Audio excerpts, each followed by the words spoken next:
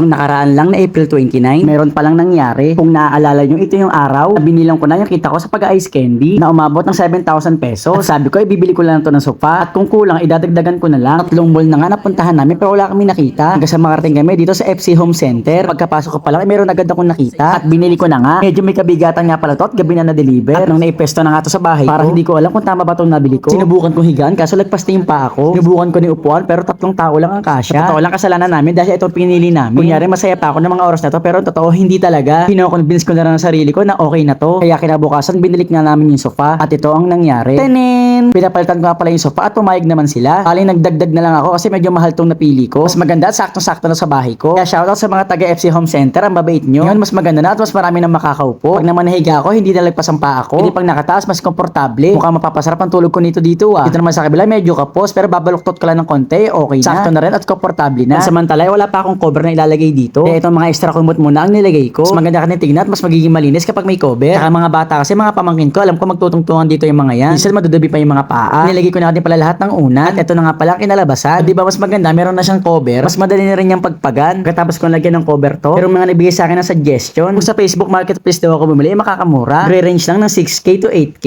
Pakita nga siya sa akin ng mga sample ng mga picture. Nung nakita ko, naalala ko na ganyan yung sofa ko dati. Ito yun at binigay ko na nga to kay mama. Meron nga din pala itong kasamang unan. Ang kaso nga lang, wala tong cover. Medyo madali din kasi masira kasi natatanggal na yung mga tahi. Pero pa nga din isang nagsuggest sa akin. Nagtatanong at bakit daw ang salamin ang nilagay ko dito. Mas okay nga daw na kung TV seat lang daw ang nilagay ko dito. At for reference, ito nga nag-edit pa siya ng picture at pinakita sa akin. Mas maganda nga daw kung hindi sofa ang nakalagay dito, kundi yung TV set. Mostly daw kasi ang salamin daw ay nakalagay dapat sa gilid ng pinto. Problema nga lang kasi dito sa gilid ng pinto ko nalagay yung TV set. Una kasi ako makabili ng TV set. Bago ang sofa kaya TV set ang naunang nilagay ko dito. For reference, nagpakita na naman siya sa akin ng mga picture. Ito nga yung mga pinakita niya sa akin picture. Yung mga salamin ay nasa gilid lahat ng pinto. Bali ang dapat pala, itong TV set ko ay dapat hindi dito nakalagay. Dapat ito ay sa pwesto ng sofa. Tapos itong sofa naman ay dapat ilagay ko doon sa TV. Dapat pala ipagpapalitan ko ng pwesto. Problema nga lang hindi ko na maaalis tong TV. Nakasabit kasi ito sa pader at nakapagbutas na. Hindi ko na matatakpan yung butas. Pero syempre salamat sa mga suggestions nyo. Sobrang na-appreciate ko yun kasi gusto nyo tumulong sa akin. Pero ito ngayon hihingi na akong tulong sa inyo. Ano kaya pwede kong ilagay dito sa tabi ng sofa ko kasi meron pang konting bakante. Mas okay din ba na ilipat ko na lang ng halaman at lagay ko doon sa tabi? Or pwedeng salamin na nakatayo para dyan na lang ako magsalamin, di ba? Ano kaya sa tingin nyo ang bagay na nakalagay dyan? At ito pa nga isa pinaka-concern ko. Itong tinatayaan ko ay yung sala ko. Ito namang sa likod ay kusina ako na nga kaagad. Kaya kung sisilipin ako sa pintuan o sa bintana ay kita agad lahat. Tingin nyo okay na ba yan? O maglalagay ako ng partition para hati, di ba? At hindi kita yung kusina. Lalagyan ko ba ng partition o hindi na? Ano ba sa palagay nyo? Bali ini-imagine ko kasi na meron nakaharang dyan. Sa mga marunong mag-edit dyan, patingin naman ang reference nyo. So, ngayon yun lang muna ang tingi kong tulong. So ayun lang.